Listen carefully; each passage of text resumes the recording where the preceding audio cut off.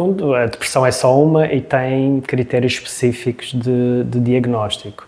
O que depois existem é subtipos da mesma doença, até porque é uma doença que nós costumamos chamar assim, um palavrão, que é uma, enfim, biopsicossocial, não é? Que sofre a interferência de várias áreas, enfim, da nossa vida, seja nós próprios, a nossa genética, seja o próprio ambiente, seja, e aqui no ambiente falamos, quer seja nesta parte sazonal, quer seja mesmo até, enfim, o nosso próprio ambiente laboral, familiar, tudo isso, as nossas próprias características psicológicas e tudo isto poderão ser fatores de vulnerabilidade para nós desenvolvermos esta depressão, que é, no fundo, só uma, ok? Os subtipos é que depois podem variar. Há estas pessoas que só ficam mais deprimidas nestas alturas do ano em que a luminosidade é inferior, mas há as outras pessoas que ficam mais deprimidas, sei lá, depois das férias de verão e que depois sabem que vão ter um período longo de trabalho e que o trabalho até não é relativamente prazeroso, tem assim muitas relações que se calhar não são assim as melhores e, portanto, nesse período de tempo a pessoa pode desenvolver mesmo sintomas depressivos e enquadrar-se numa depressão também.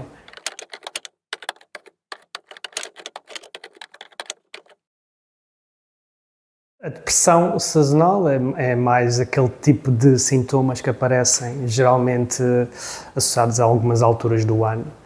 Geralmente quando se fala nisto, fala-se mais na transição do verão para o outono e inverno. E porquê? Acredita-se que esteja associado a uma diminuição da exposição solar, os dias ficam mais curtos, e acredita-se que isso tenha influência seja ao nível da produção de algumas substâncias que estão envolvidas na depressão, como a serotonina, a dopamina, mesmo a própria melatonina, que é o que regula, no fundo, o nosso dia-noite. E, portanto, acredita-se que esta diminuição da luz solar possa estar interferida nisto.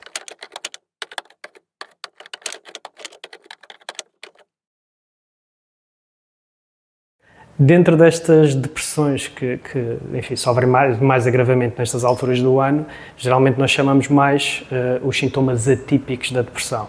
E que são eles quais? São uma hipersónia, ou seja, uma necessidade da pessoa dormir mais horas para se sentir restabelecida. Pode haver também hiperfagia, ou seja, uma necessidade de alimentar-se em maiores quantidades e depois isso também provocar, naturalmente, aumento de peso, per se. E muitas das vezes também a lentificação psicomotora também é um dos sintomas que acompanha nestas situações, nestas alturas do ano.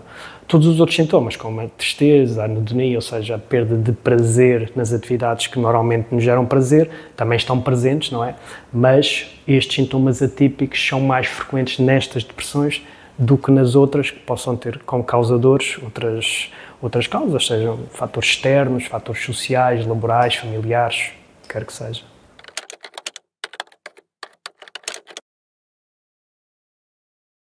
No fundo, enfim, um dos principais tratamentos preventivos poderá ser nós expormos um bocadinho mais à luz solar.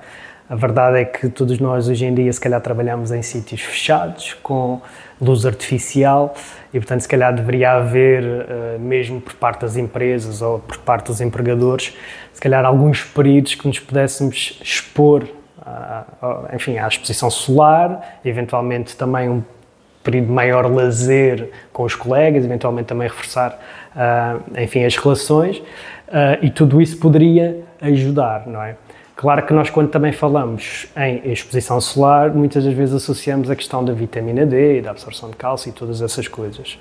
E existem, de facto, nestas situações, e cada vez, nós apesar de sermos um país com bastante exposição solar, vemos que os nossos doentes têm cada vez mais déficit de vitamina D, não é? E acredita-se que ela possa ter alguma interferência nas tais moléculas que são que têm funcionamento, no fundo, de estabilização dos sintomas depressivos, a serotonina, a dopamina e tudo mais. Existem alguns estudos que dizem que ela pode interferir mesmo nos níveis dessas moléculas, dessas substâncias, e portanto acredita-se que eventualmente alguma suplementação da vitamina D também possa ajudar na prevenção deste tipo de sintomas e de patologias. No entanto, os resultados não são assim muito espetaculares, mas, enfim, se nós pudermos enfim, suplementar e pudermos ter uma exposição maior solar, provavelmente vamos conseguir reduzir neste tipo de depressões sazonais algum tipo de sintomas.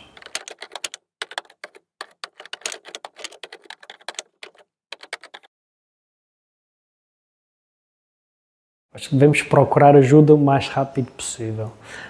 No fundo, quer dizer, não é porque hoje me sinto triste porque aconteceu alguma coisa menos boa que devo procurar logo marcar uma consulta de psiquiatria. Nós também devemos confiar nas nossas capacidades para gerir alguns stresses diários que nos provocam tristeza. Mas se esses sintomas passarem a ser diários durante um período de tempo prolongado, pelo menos os 15 dias, em que eu me sinto a maior parte dos dias triste, durante a maior parte do dia, sem prazer naquelas atividades que geralmente tenho prazer, com menor apetite, ou no caso das depressões sazonais, com mais apetite, com dificuldades em dormir, ou nas depressões sazonais, com maior necessidade de dormir para me sentir restabelecido, sentir mais lentificado, com menos vontade de fazer atividades, não é? Se isto durar, diríamos, lá está, estes 15 dias, acho que devemos começar a procurar algum tipo de ajuda, não tem que ser necessariamente psiquiátrico, mas pelo menos no primeiro patamar, a ajuda de um psicólogo, que também nos vai ajudar a orientar, e caso ele também perceba que existem ali alguns critérios de gravidade, pode orientar para depois também para uma consulta de psiquiatria, se assim for o caso.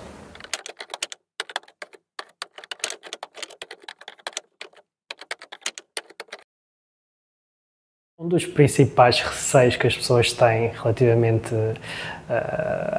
aos tratamentos psiquiátricos é o sentirem-se sonolentos. Mais uma vez, normalmente as pessoas, enfim, muitas das vezes aparecem na consulta a dizer mas não me vai passar nenhum medicamento para eu ficar babado, porque a sensação para elas, se calhar, tem muito a ver com o passado da psiquiatria, em que os medicamentos tinham outro perfil e eles, sim, se calhar um bocadinho mais sedativos e eram as únicas armas que nós tínhamos e, portanto, tratávamos de uma forma, mas provocávamos o efeito secundário da sonolência. Depois, porque muitas das vezes as pessoas também associam essa sonolência aos antidepressivos e nada tem a ver aos antidepressivos atuais. É muito mais comum nós vermos uma pessoa sedada, lentificada, com os ditos calmantes, que são as benzodiazepinas, e esses sim, a maior parte delas têm um perfil sedativo. Não é que não devam ser utilizados, devem ser utilizados por um período de tempo necessário, nas doses adequadas, e geralmente quando nós necessitamos de ir buscar esse efeito sedativo é porque é uma situação bastante complicada em que nós precisamos de conter aquela situação, pelo menos momentaneamente, até os antidepressivos ou outros medicamentos como os antipsicóticos tenham o tempo de fazer o seu efeito. No fundo é para controlar um bocadinho antes do efeito dos medicamentos aparecer. Na verdade, na maior parte das situações nós tendemos a utilizar mesmo essas benzodiazepinas que tenham um perfil menos sedativo e que possam limitar o mínimo possível no funcionamento daquela pessoa.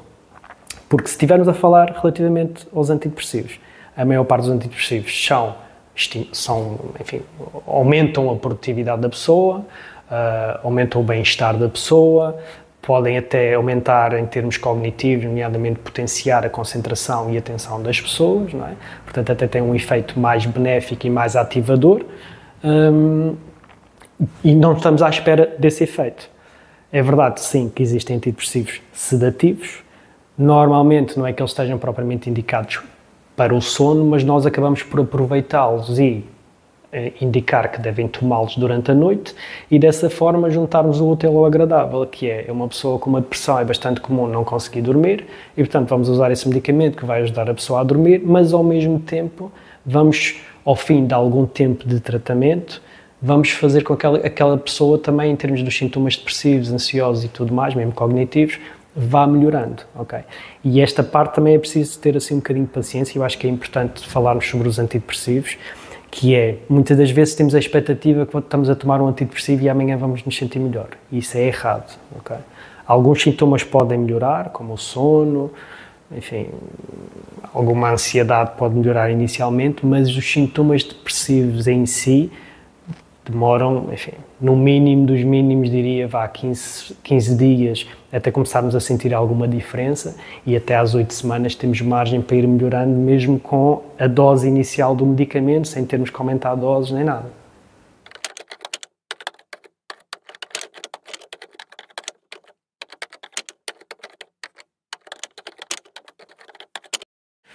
Eu acreditava que sim, e acreditava que a pandemia iria abrir assim um bocadinho as mentes e desmistificar um bocadinho a psiquiatria, mas infelizmente não acho que isso ainda aconteça, porque ainda hoje ouço diariamente nas minhas consultas, enfim, histórias que já têm uma duração muito longa e que as pessoas atrasam muito a ida ao psiquiatra para uma última linha, vão tentando várias alternativas e muitas das vezes precisam dessa ajuda mesmo já na fase inicial, porque os sintomas já são relativamente incapacitantes e precisavam mesmo da nossa ajuda.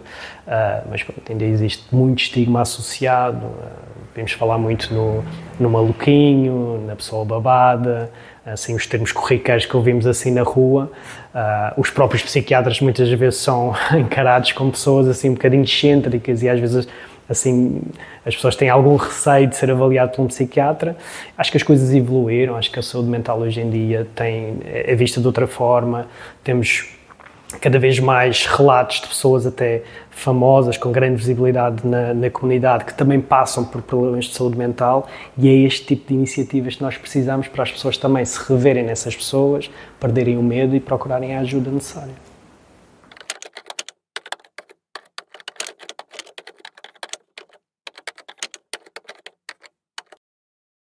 Eu acho que é sempre importante termos algum tipo de acompanhamento psicológico, ainda que, na verdade, quer dizer, em pessoas saudáveis, se calhar iríamos estar a esgotar os recursos e depois não o iríamos ter disponível para as pessoas que efetivamente precisam naquele momento. Acho que o mais importante é nós, quando sentimos que alguma coisa em nós está diferente e que nós não conseguimos perceber muito bem o porquê, seja no humor, seja na ansiedade ou outra coisa qualquer, acho que aí sim é importante nós estarmos alerta e perdermos um bocadinho o medo e o preconceito de procurar ajuda psicológica, ok? Mais do que eu estou bem, mas vou prevenir, ok, não quer dizer que não seja importante, mas pelo menos nessa altura em que existe algum tipo de problema, eu saber que existe essa ajuda e procurá-la para resolver o problema quanto antes que possa fazer com que a doença progrida e as limitações sejam ainda maiores.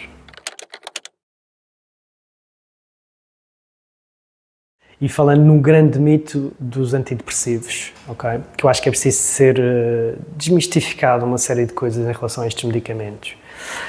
Primeiro, porque eles não tratam só a depressão. Nós tratamos ansiedades, perturbações obsessivo-compulsivas, perturbações de ansiedade de doença, que é aquilo que a maior parte das pessoas ouve falar como hipocondria. Portanto, ele serve para toda uma variedade de doenças, e o nome antidepressivo é um bocadinho curto para a quantidade de doenças que ele trata, ok? Depois, outro dos mitos associado a este tipo de medicamentos, que são muitos mitos, que é o da dependência. Geralmente a dependência não é, mais uma vez, com estes medicamentos, é com as benzodiazepinas. Elas sim têm aquele mecanismo de tolerância e dependência, ok? As pessoas geralmente ao fim de algum tempo estão habituadas a tomar um comprimido, têm um efeito e de repente esse efeito deixa de ser o mesmo e a pessoa percebe que para ter o mesmo efeito precisa tomar se calhar uma dose superior, ok?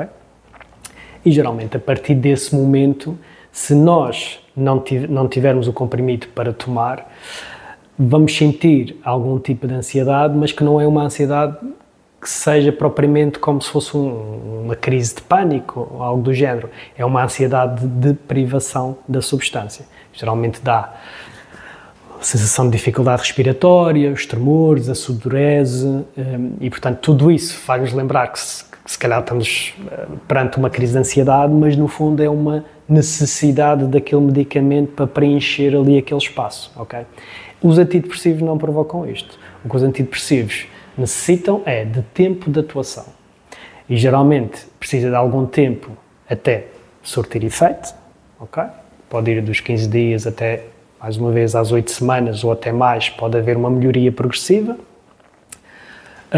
Precisam também depois de algum tempo a serem realizados, ou seja, não é por eu ao fim do mês já me sentir bem que devo suspender os antidepressivos, não que eu esteja dependente, mas porque é preciso alguma estabilidade da doença, é preciso também alguma estabilidade, enfim, em termos externos, para depois nós, quando tivermos que fazer o desmame dos antidepressivos, temos um ambiente um bocadinho mais controlado e mais favorável a esse desmame, não é? Porque se tivermos, entre aspas, tudo a arder à nossa volta, o antidepressivo acaba por ser uma bengala, se nós tirarmos a bengala, volta tudo a cair sobre nós, não é? Portanto, o antidepressivo dá-nos como se fosse uma capa, para nós estarmos estáveis mesmo quando as coisas estão todas a arder, e ajudar-nos a resolver esse incêndio, esse fogo, e depois de resolvido, aí sim temos as condições ideais para fazer o desmame da medicação. Claro que se eu estiver numa dose mais baixa, se calhar vou parar mais rapidamente, se eu estiver numa dose mais alta de antidepressivo, devo fazer uma descalação mais gradual ao fim de algum tempo, que pode ser 1 mês, 2 meses, o que for necessário para nós percebermos que existe segurança para retirá-lo. E finalmente, se calhar em relação aos antidepressivos, que é aquilo também que já falamos, que é, no fundo, não são medicamentos para nos deixar sonolentos, lentificados. Antes, pelo contrário, eles são medicamentos para nos tornar ainda mais capazes. Ou seja, eu estou à procura que com o tratamento antidepressivo, que aquela pessoa permaneça o mínimo de tempo possível disfuncional. Muitas das vezes, nós conseguimos que a pessoa faça a medicação, ainda a trabalhar e a fazer a sua vida normal, e conseguimos perceber uma evolução favorável ao longo do tempo daquela pessoa, mesmo naquele ambiente, a sentir-se melhor a cada dia que passa.